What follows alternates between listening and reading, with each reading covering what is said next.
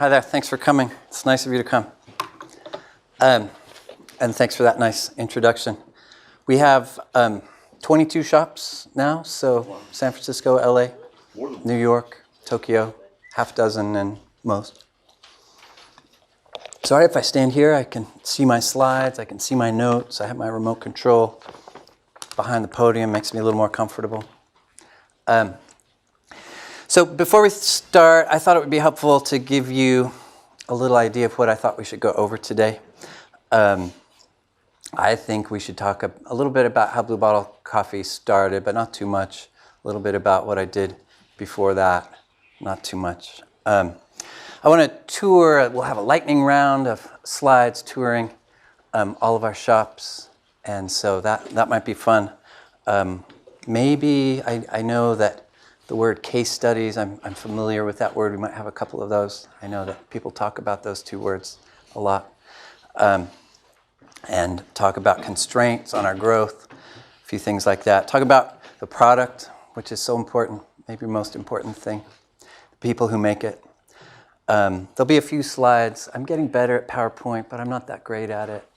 I was thinking on the ride down about John Cage, Merce Cunningham. Has anybody studied John Cage, Merce Cunningham? Very good. John Cage is a composer, Merce Cunningham is a choreographer, and they would work on pieces that were to be performed together, but they would never put them together until the actual performance. They'd work on them separately. The music and the dancing would be constructed separately, and then they just put them together. I thought it's such an interesting way of thinking about PowerPoint.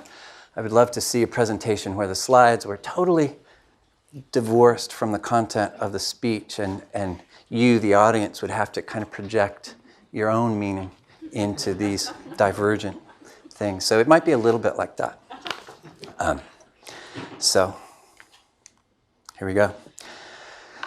Yeah, so using the word slides. I usually use the word slides to refer to playground equipment. So that's kind of where I stand with that. So that's a coffee roaster. It's a Probot coffee roaster. It's illustrated by Michelle Ott, who used to be our production artist at Blue Bottle Coffee. I started Blue Bottle in 2003.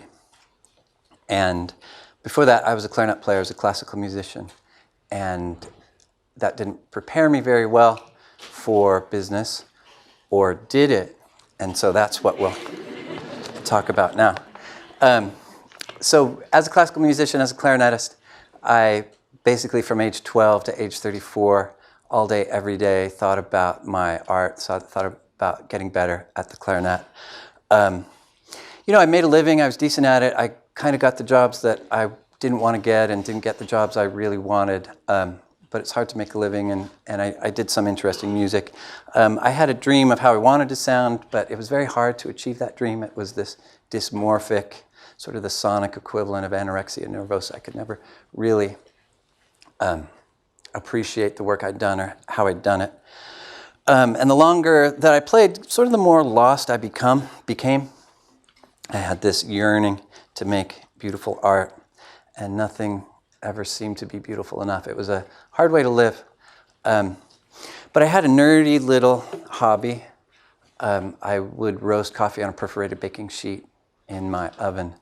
And it was a very sort of crude way of roasting coffee, but I loved it so much. Obviously it filled the kitchen with smoke and made my ex-wife, who was a opera singer at the time, very angry with me. But I got this idea of coffee being a fresh food. I was a farmer's market shopper, and I didn't see coffee being treated in the same very personal way, very fresh way that these great farmers that I would patronize treated their products. And I thought that was odd. At the time I was doing this, it was in the mid-90s, I'm afraid to say. It was a long time ago. You literally couldn't find coffee produced commercially that had a roast date on it. The major coffee roasters weren't talking about freshness in the way that I really believed was important with coffee, because I would drink the coffee I roasted at home. Day one, it tasted a certain way. Day two, day three, it had an arc. It would peak a few days later, and then decline. And that was so exciting for me. That was very compelling for me, and I couldn't understand why the coffee that I liked so much that I roasted at home, I couldn't have that experience of drinking it somewhere else.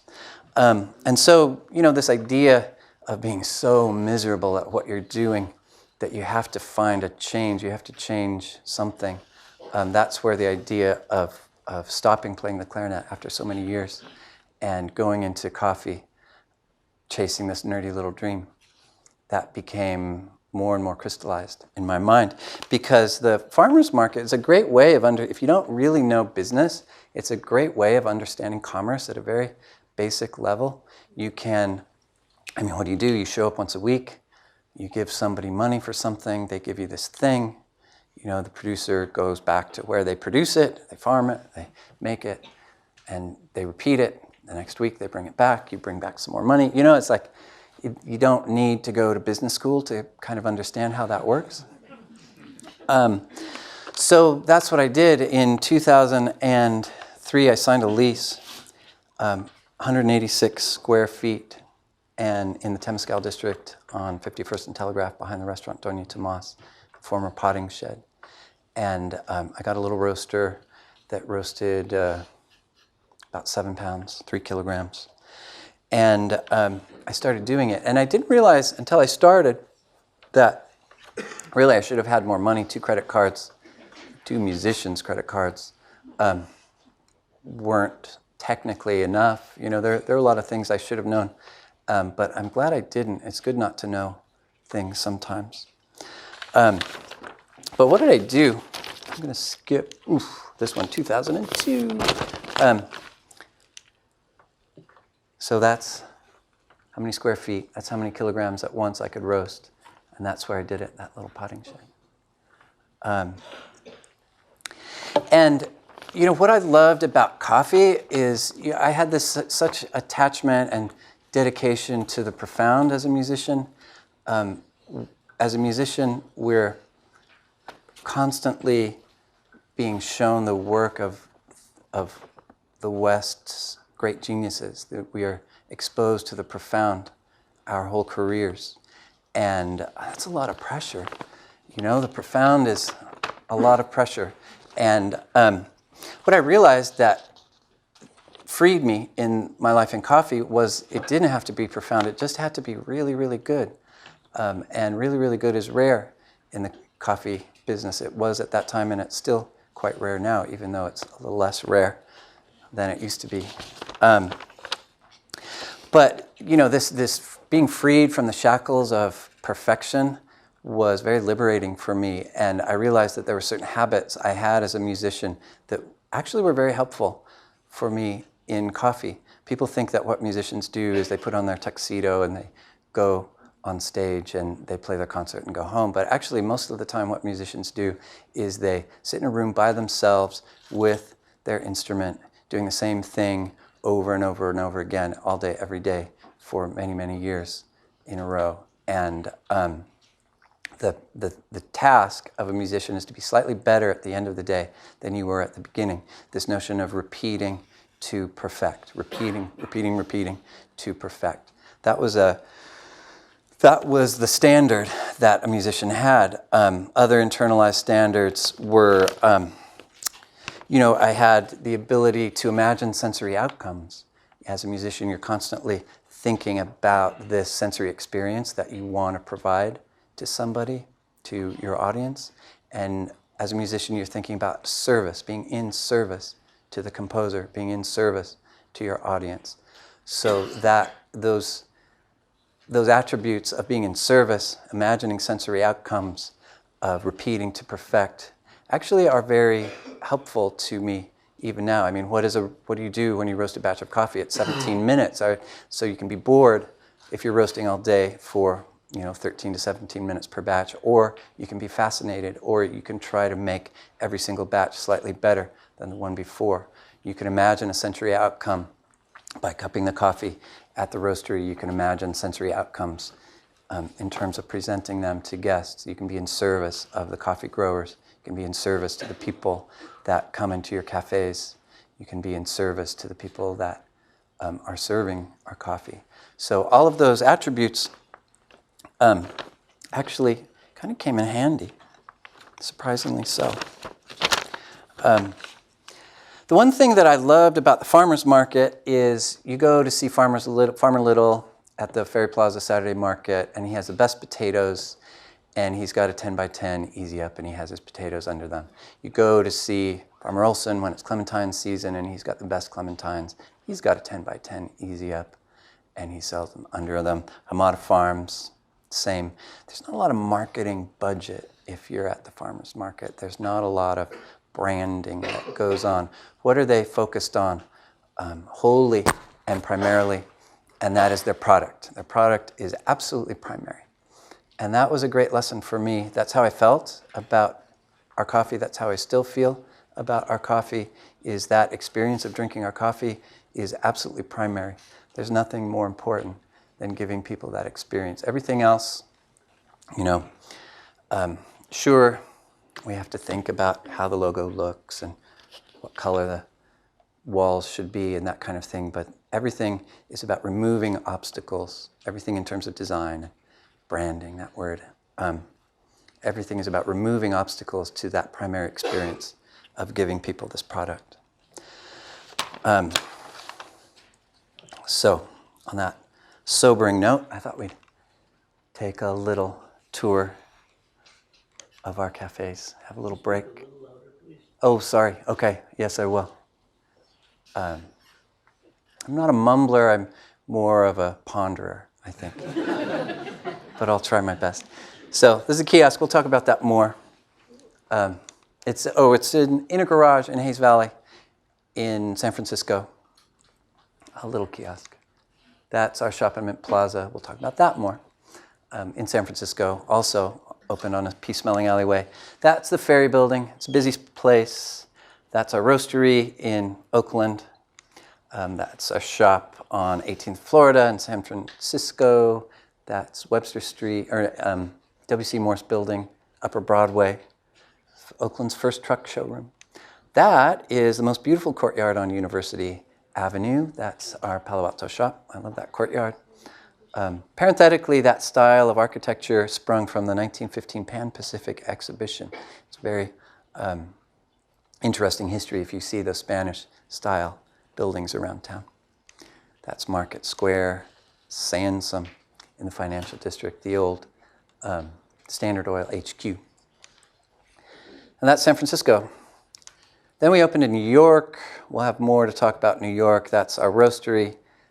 That's in Chelsea, Rockefeller Center, the High Line, Hell's Kitchen, Cobble Hill, Bryant Park. And that's in Los Angeles. That's the roastery there. Arts District, Abbot Kinney, Beverly Grove, Echo Park, soon to open in Culver City. And that's Tokyo. Kiyosumi Shirakawa, where the roastery is, Aoyama, and soon to open in Shinjuku. So that's what we've done so far. It's taken 13 years to get that many. This time next year, we'll have maybe, instead of 22, we'll have 35. That's a fast lightning round. The existing models when I was starting coffee, there were basically two of them. This is the Pete's location in Walnut and Vine. All the signs and symbols were around buying beans more than drinks, very, very darkly roasted coffee, scooped out of bins. It was it was very much about dark roasted coffee, not so much the flavors of the origin, but the flavors of the roast. There's an art to that, and I'm not disparaging that model. I just wasn't interested in that. I was interested in more origin tastes, and I was interested in more layers and differentiation of the taste of the coffee. The other existing model was sort of this Italian-based, that's Caffe Trieste, Italian-based cafe that was kind of messy. When I was starting in coffee, and there's still many, many cafes like this that are just sort of messy. They have there are more places to rent space. They have couches and messy bulletin boards and distractions from the coffee rather than focusing on the coffee. They've got muffins wrapped in plastic. They've got, all kinds of, got 20 different fonts on display. That's definitely a model.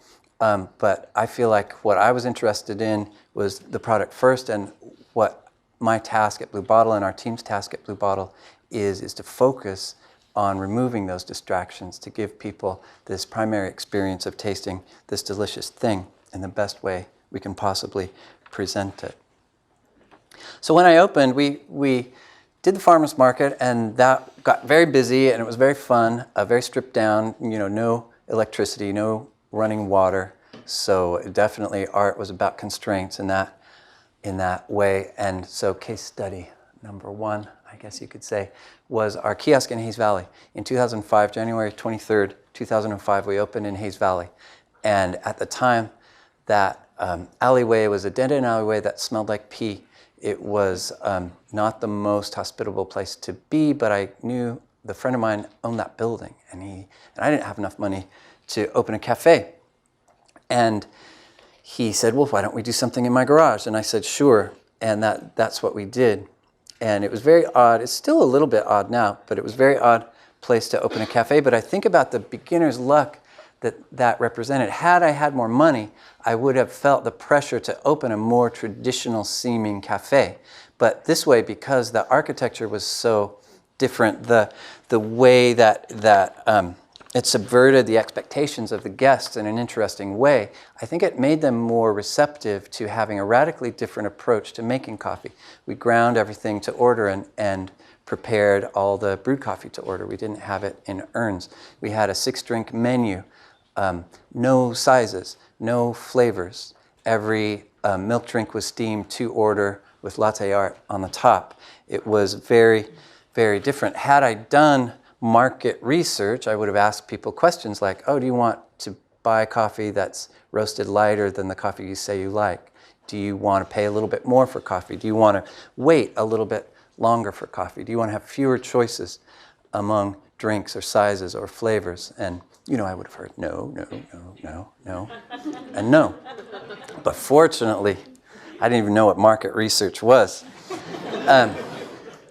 So we just did what we thought was the most delicious thing we could possibly do. And it worked. It was not so busy at first, but it totally worked. We had the first PID-powered machine in California. PID stands for Proportional Integrative Derivative. It's a way of regulating boiler temperatures to a very, very fine tolerance. And so we were focused on accuracy and consistency. Right now, it's much more common to have those machines out now, but at the time it was a little bit of a Frankenstein machine. This guy I knew from the farmer's market, like he was a scientist or something, installed it. So the fact that the surroundings changed people's expectations and made them more receptive to the coffee we were getting, the products that we wanted to put in their hands, that was a great lesson for me. People now talk about like, oh, the coffee market's so saturated market, and they were talking about it then too. I love that it's kind of a liquid metaphor to saturated market. But it's saturated then, it's saturated now, but it's also, what else is it saturated with? It's saturated with interest, it's saturated with passion, it's saturated with people trying to do great work, it's saturated with customers, saturated with attention. And also saturated with a lot of models that aren't really executing super well. So I don't know if there's a generalization that's safe to draw, but I've always haven't been too bothered about this idea of saturated market. There's a story. I was there long ago. I would roast coffee and I would bring it over to the kiosk, and I dropped off coffee one afternoon, and I was kind of hanging out in the back, and a couple came, and it wasn't very busy. It wasn't a line, and there's a man and a woman, and they were standing, and the guy looked at the woman he was with, and there's his pause. And he said, I like this place. He's looking around. And his person he was there looked at him and was like, why? And then he thought for a minute. And he said, I don't know. And that's so memorable to me. So did that creation of the Ineffable he couldn't put his finger on it. He couldn't say why he wanted to be there, why he liked to be there. That was a very powerful lesson for me. There's so many businesses now that like try to beat you over the head with their message, their brand story. But I think if we leave enough space, people can feel like they can relax and they're not being lectured at. They can think about it, they can pause, they don't have to be told what to think and how to feel. I like that. So, case study number 1. In 2008, well, to back up, I have a friend, his name's Jay Agami. He works in the Japanese coffee industry for a big company called UCC. I met him at the farmer's market long ago, and he started telling me, filling my head with the way that people make coffee in Japan and the style and the culture of certain places that make coffee in Japan. There's a very old-fashioned, fusty, dowdy type of coffee house called the Kissaten, and he was talking to me about that. And in 2008, I finally went there, and I went to this place. I went to a bunch of old-fashioned places, the Kissaten, and I was totally blown away with just how they did it. You know, the perfection. It wasn't my taste exactly, but the perfection with which they were able to execute their vision and the very personal vision that they had in these Kissatens was remarkably inspiring. It was stunning. And the connections with my former life, you know, they had absolutely mastered repetition to perfection. They had absolutely mastered imagining a sensory outcome and duplicating it. It was coherent. It was just this rarefied excellence. There's this word called kodawari that's a beautiful word that sort of means the imprint of the founder, the maestro, whatever you want to call him, permeates the space. And this idea of kodawari was very strong in these places and very inspiring to me. Anybody studying Jean-Paul Sartre? Very good. You're studying? Very good. You're setting a good example. He's a philosopher. I think it's out of his book Nausea. He has a line, everything has been figured out except how to live, which I think is very inspiring. But the Kissaten, being at the Kissaten gave me a little glimpse of maybe how to live. It felt like serving coffee was a moral act. It felt like a deep-seated sense of responsibility to the product and the guest. And the service felt the same as I felt like in service to a composer, felt in service to this vision that they had. So I felt at home in these places. It was very strange to be 6,000 miles away and to feel at home.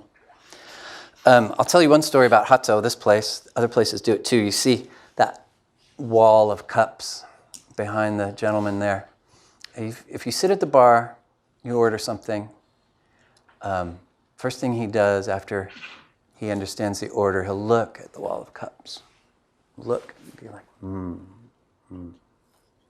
And it took me a few times going there to figure out, like, what was he doing? There's 150 cups. Just grab a cup, man. But he was figuring out, like, in that moment, for my order, for this guest, what is the best possible cup to use in this context? What is the cup that I need to have my coffee in, but don't realize it yet? What is the cup that's going to enhance my experience? And that pause, I've always loved that pause. It's not very efficient. It is not very efficient. But it's really indelible. Really, really indelible.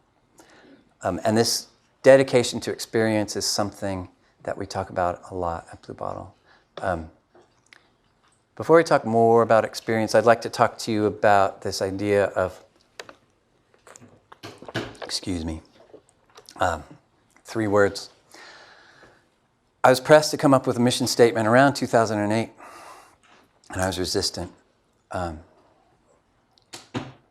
And I had a deadline. I had to go to this meeting. I had to unveil this mission statement, and I couldn't do it. I was practicing my excuses, actually, on the way to this meeting. It's like, well, I was really busy, or I had to do this, or this broke, or this failed. And then I realized that if we just got really, really good at three things, three words, if we could remember three words, that would take us a really, really long way.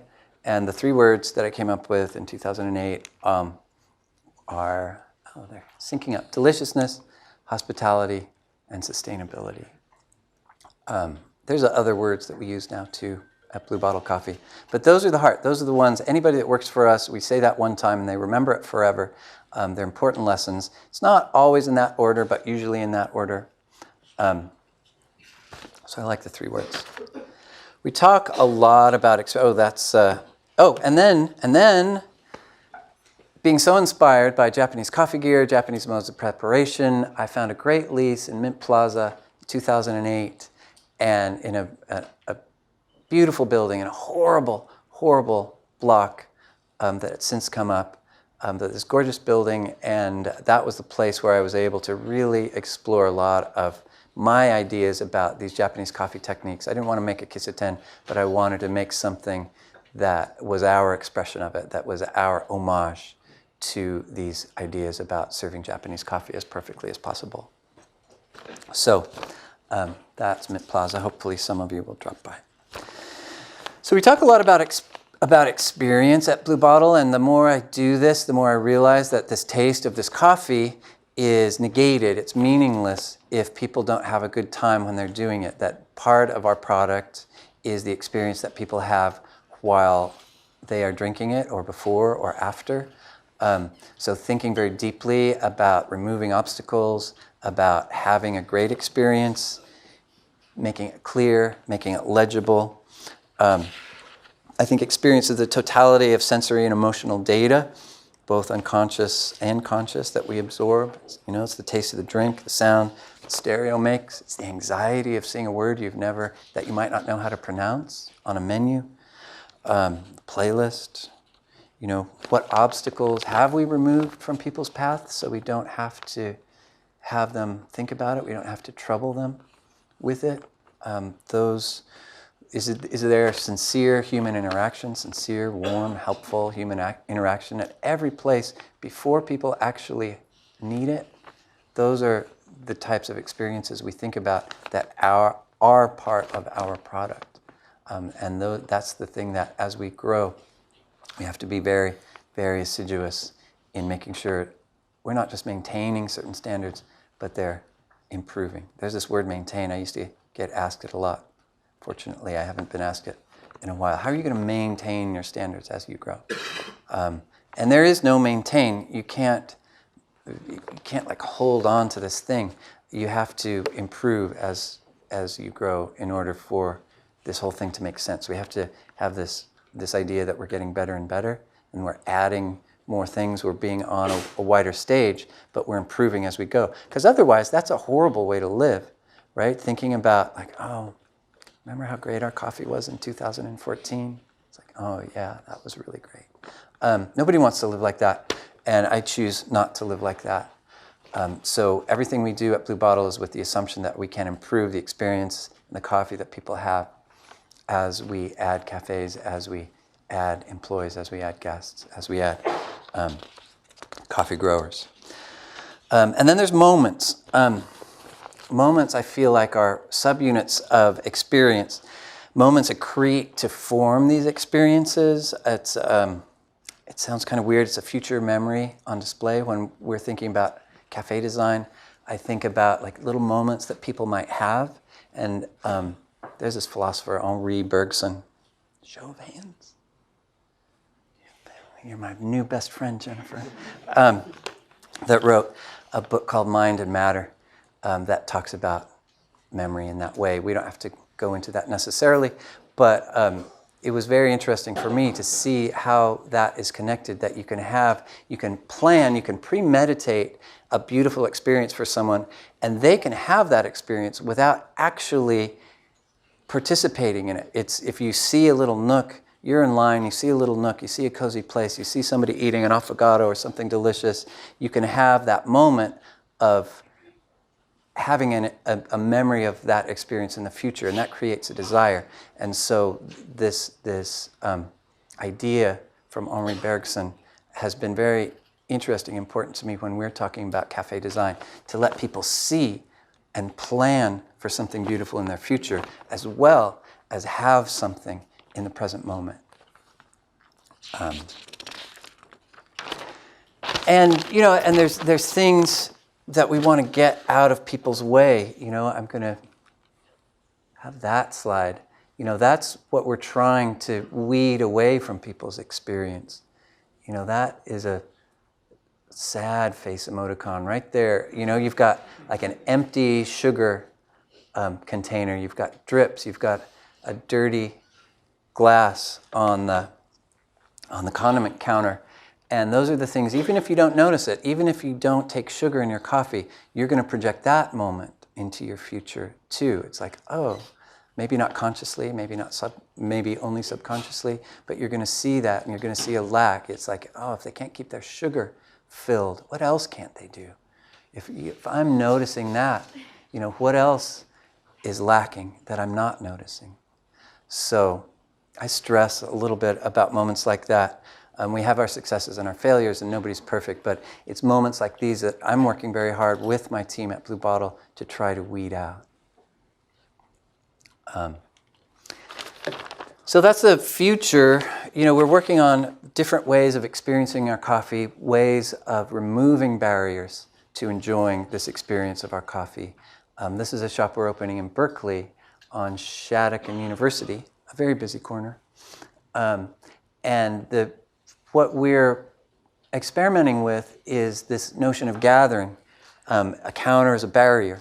So how do you remove those barriers? How do you let people interact as they choose with the baristas? Sometimes people just want to say the word coffee and have somebody make something delicious. Other times people want to enjoy the process. People want to have a moment of seeing somebody else enjoy the process and projecting themselves into that future, that possible future for them. So the more we think about experiences, the more I feel like the act of designing a cafe is to strip away, to remove everything extraneous, to remove barriers from these experiences and moments. And you can do it yourself. A gentleman I work with, very inspiring gentleman I work with, his name's Arion, and he's our head of store design. When I met him, he gave me a little graph like this. It's called an emotional journey map. It's quite common. It blew my mind, but it's quite common in the design field. This was a little, I didn't write down the cafe, right? Yeah. Oh, good. Okay, this is a cafe up in Sonoma County that I went to. And all it is sort of it's a subjective emotional map of how I'm feeling at certain points. And if you do this enough times, I have like a little note taker on my phone, and I do this every so often still. It was a bummer of a time. I didn't get my toast. I started out so great. There were cute dogs in front, but you do this enough times and you realize everybody does this when they walk into a place, that you do this every time you catch the bus or you wait for an appointment. There's this emotional journey, this turbulence. Maybe it's on a small scale. At the end of the day, me not getting my toast wasn't that shattering for me. But it was very illuminating for me to do this, and I encourage you to do this yourself if you're interested in any form of retail, any form of experiential pursuits. I encourage you to do this and just see where you are. It was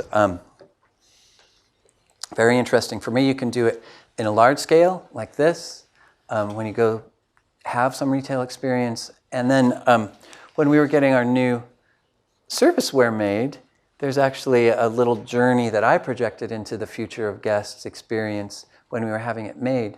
The emotional journey that I was thinking of was 3 steps with this new serviceware. You'll see it in Palo Alto if you see it. So the first is, if you see the serviceware from a distance, it just looks like white cups, no big deal, white cups. You get closer and you realize that they're not perfect circles. There's an organic shape to them. They're a little bit more huggable. They're a little bit more you can show more affection to them, I guess. They encourage that. I think those organic shapes. What you don't know is that these cups were made for us by a company called Quinto, and the proportion of the cups was exactly to our order. So each cup to the milliliter is exactly the volume that we have asked them to make. And so the experience you don't understand when you're interacting with those cups is that the proportions are exactly as we want them.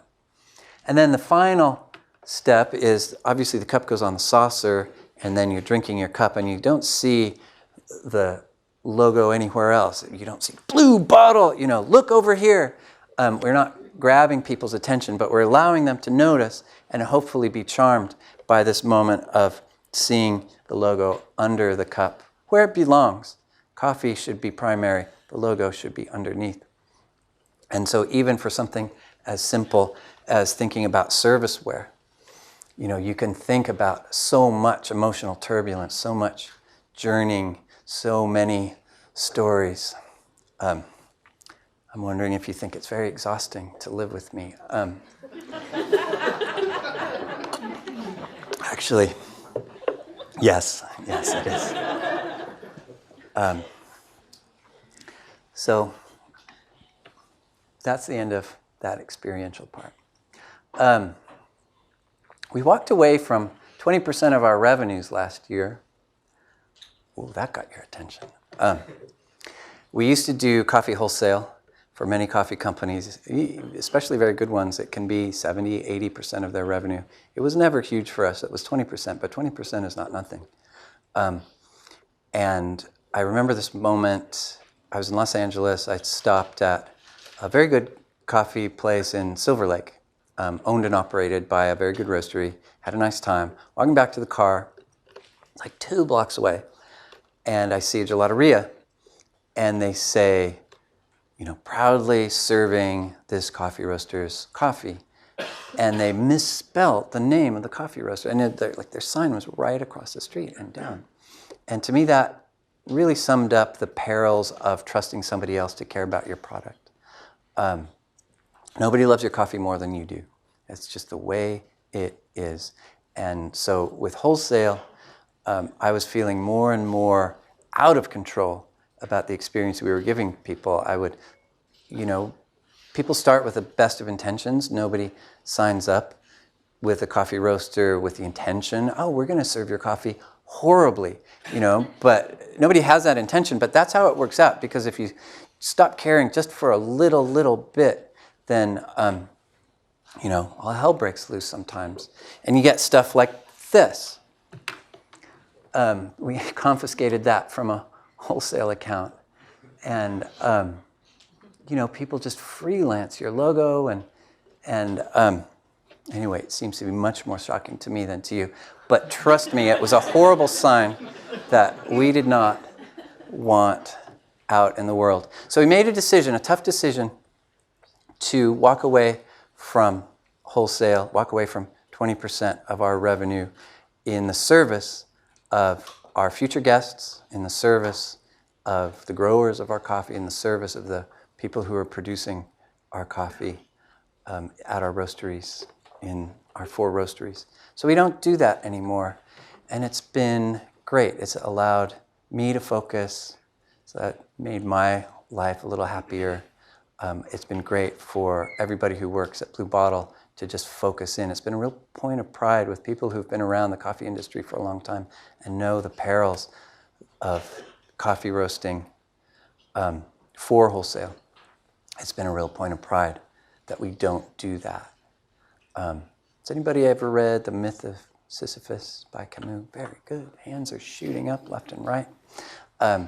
And that's kind of what it's like in wholesale, coffee wholesale. The boulder always crashes down. And, you train people, you hope for the best, but at the end of the day, the boulder always crashes down. Camus' point was that Sisyphus was basically a very happy man because he knew what the task ahead was. But for me, it's like I could never really get there.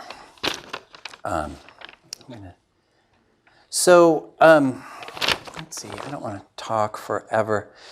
So we've had a couple acquisitions, we've had a couple funding rounds.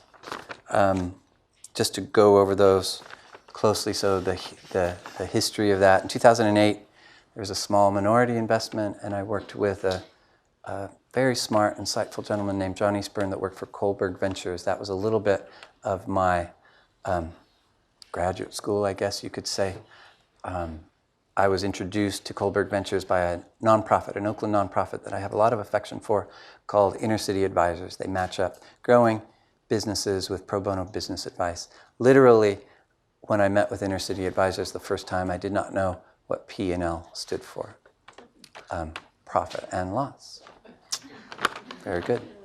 And then there was a larger round in 2012. That's where I met my business partner, Brian Meehan, who's now the executive chair of Blue Bottle Coffee. Also a Stanford graduate, business school graduate, David Bowman, who is now CFO and COO. It's got a lot of letters, David does. And so that has really helped me kind of step back from the financial part, from the fundraising part, from the stuff I won't do part, and concentrate on things like spending a lot of time on serviceware, spending a lot of time on store design, spending a lot of time on how the coffee tastes, really focusing. Because the one thing is, I take this very personally, as you might have noticed, because it's personal. You know, I started it in 186 square feet, and I basically did everything. I designed a lot of the shops. I still have a lot of input in the design of the shops. I remember, and my son Dashiell's 12, and he used to come with me. He used to tag along, and just like little things like those are the approved plans from our roastery in 2009. It was, there's this health inspector in Alameda County. I won't say his name, although I am tempted to. And it was just so grueling. It was so brutal. I had to call in every favor, everything I could do to get those plans passed. So when we got those plans passed and we had permission to build our roastery, it was an amazing moment. And so my family has shared in those moments from the very beginning. And even though we have 22 now, we might have 35 this time next year, it feels no less personal. And so on that note, I want to talk about constraints on our growth. There's a composer named Brian Eno, has a great line. Any constraint is part of the skeleton that you build the composition on, including your own incompetence. And that really struck me when I read that. I think he's very smart and good writer. And the first 10 years of Blue Bottle, the formative first decade, you could say, were really built around my own incompetence, my failings, around not being capable of making certain compromises, not being too devoted to efficiency, the quirks of my taste, the insistence on finding an underlining narrative around everything we were doing, about having a deeply personal level of control over, hopefully, what is a charmingly didactic tone of voice. All of these eccentricities and missteps kind of became sort of our founding path. And they filled our shops. They made us interesting to guests.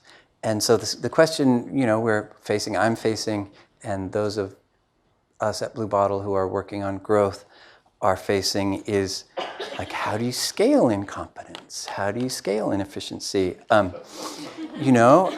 That's a real challenge for me. As we add smart, accomplished, pedigreed, experienced people to our growing business, there's a temptation to do the things that smart, accomplished, pedigreed, experienced people do them, which is to say not the way I'm used to doing them.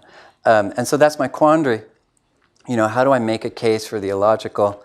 How do I advocate? How do I be an advocate for the incompetence that got me here talking to you at Stanford University without fatally hampering the financial or operational success of our business?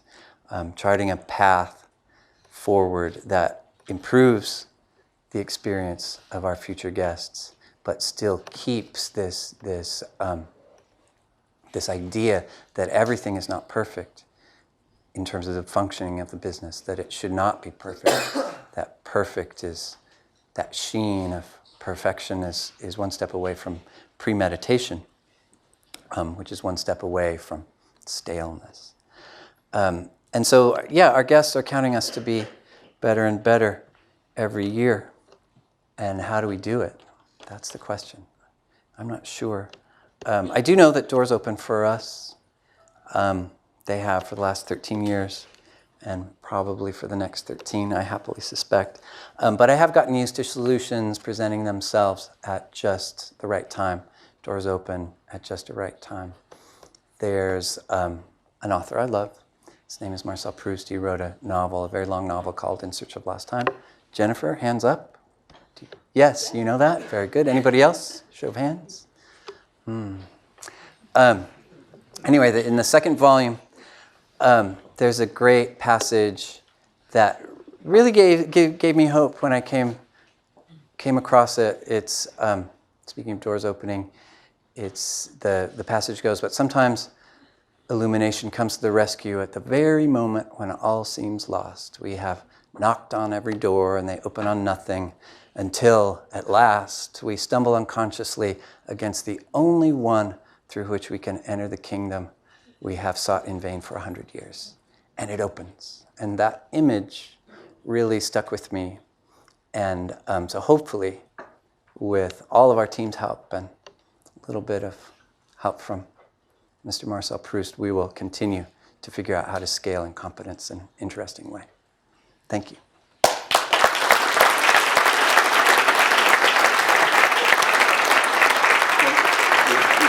Yeah. All right, there's questions and answers. Yes, first hand shoots up. How about you? So, first of all, I really like your coffee. Thank you. The Caffe I went for also. So I was wondering, first time I got your coffee, I wanted to go back to your website and write a review about the coffee on the website, rate the coffee so that others can, see how I felt about the coffee, and then read somebody else's comment about, hey, I like Twinkle, or I like Three Africans, right? So when I went to your website, there was no way, because you really emphasize on product and experience, right? Right. There was no way for me to actually figure out from the direct source, that's your website, that how somebody else felt about, let's say, Three Africans or Twinkle or Beta Blend for that matter, right? So what's the plan? How do you incorporate that kind of experience? Because that would directly feed you what people are thinking about the coffee, or they're going to be Yelp and writing about it, right? Oh, Yelp, don't get me started. Yeah. Do you have any plans of doing that? It's a very interesting question. So we have a gentleman who's very interested and passionate about our coffee, which I think is really lovely. And he was saying, why don't we have a mechanism on our website whereby he can write a review of that coffee, or others can, or he can read the reviews written by others. Or even rate your coffees, right? Oh, rate them. Yeah. Multiple ways of engagement. What's the plan? What do you think?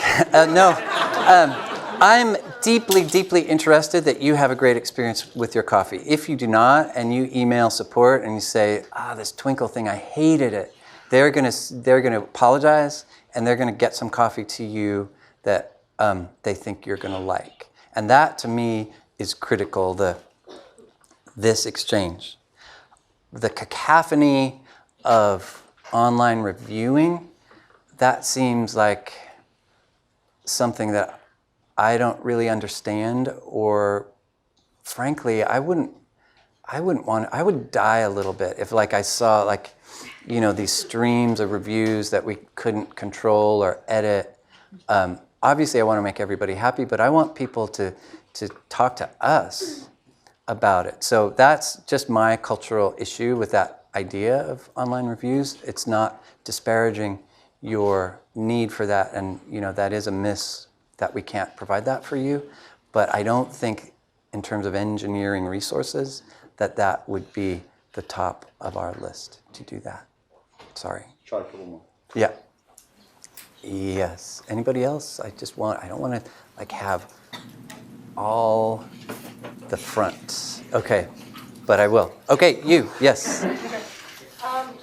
So you were talking about how you don't do wholesale coffee anymore. No, we don't. But like I Or know, yes, like, I was. personally, I can like walk over to our Y2E2 and I see like a little like blue bottle coffee like already made that's available. Right. So since the surrounding experience is such an integral part of your coffee philosophy, how do you reconcile yourself to have already made coffee in like venues that might not be like blue bottle? Oh, yeah. So the question is, we have these very cute little cartons of our New Orleans style iced coffee that are in many, many Whole Foods and other places and cafeterias, and we're soon to release a black coffee. So for me, the critical distinction is we're not trusting anybody to make that coffee. We're not asking anybody, here are the rules for preparing it. You have to stick to the rules. What we're doing is we're saying, this is a product we totally believe that's just as delicious as what we get in our shops, and why shouldn't you go to Whole Foods and buy it so you can have an awesome trip to the beach? It's a way of scaling exactly our intentions. Obviously, we have to trust that the checker at Whole Foods is going to be nice to you. There are things that are out of our control, but the primary participation in the product is, in fact, 100% under our control, provided they get it to you during the date they should get it, and they don't leave it in the hot sun. Like all those basic things that we can trust Whole Foods to take advantage of. So in my mind, it's a very critical distinction between trusting somebody else to make something for a guest under our flag, or a product that we have absolute control over. Last question, or is it? Yeah, one more. Yep, okay. You've been very persistent. All right. Very few companies have the attention to detail in terms of the product that you do. And I was wondering what you think might inspire more companies to try to have that same pride in the product that you do. I feel like everybody. Oh, sorry. Thank you. Context. Yeah. So you were very nicely mentioning that he thought we had a lot of attention to detail, and if I'm understanding your question correctly, why do you think others don't have as much? I don't think anybody admits I don't care about the details, And in point of fact, that slide that I showed to you shows you that we are not in control of everything I would like to be in control of, in terms of that dirty cup and the sugar being out, although we try our best. So I think everybody tries hard to have attention over details. Everybody says it's important, but do you invest in it? Do you have processes in place to execute it? I think that's the critical difference, is the investment and the energy. I don't think it's about the intention. Okay, thank you very much, James. Thank you. Thanks so much. See you next week.